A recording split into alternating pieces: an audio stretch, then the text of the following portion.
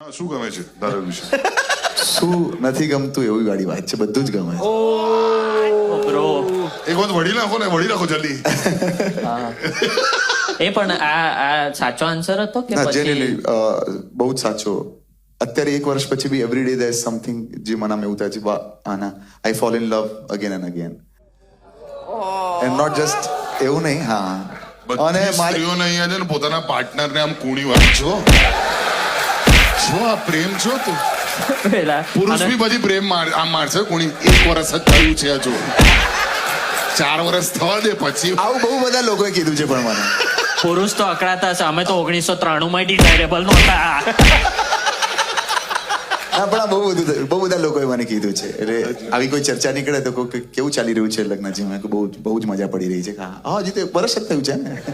એટલે એમ I think sense of humour હોય ને તો, અને મિત્રતા હોય ને પાર્ટનર વચ્ચે, તો જીવન નીકળી જાય. આપણે 15 વર્ષ થયા છે, લવ મેરેજ છે, હા, હવે અરેન્જ લાગે છે.